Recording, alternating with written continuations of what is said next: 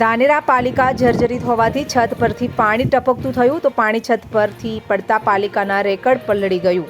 દરેક ટેબલ પર પાણી પડતું હોવાથી કર્મચારીઓ ગલેરીમાં તો નવીન બિલ્ડિંગની માંગ કરવા છતાં ફાઇલ અભરાઈએ ચડતા પાલિકાની સ્થિતિ કપરી। અગાઉ પણ પાલિકામાં પોપડા પડતા કર્મચારીનો થયો હતો બચાવ।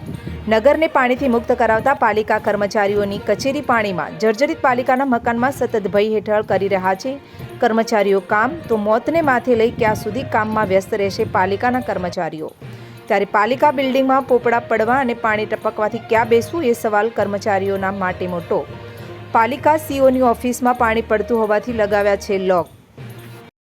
સમગ્ર ધાનેરાને જ્યારે પાણીથી મુક્ત માટે નગરપાલિકાના કર્મચારીઓ મહેનત કરી રહ્યા છે ત્યારે ખુદ પાલિકા જ જર્જરિત હાલતમાં છે, રેકોર્ડ પણ પલળી ગયું છે, શું કહેશો? છેલ્લા 3 દિવસથી ભારે વરસાદની આગાહી હોવાથી સમગ્ર બનાસકાંઠા જિલ્લા સહિત ધાનેરામાં પણ ભારે વરસાદ પડી રહ્યો છે। ધાનેરાનું નગરપાલિકાનું બિલ્ડિંગ જર્જરિત છે।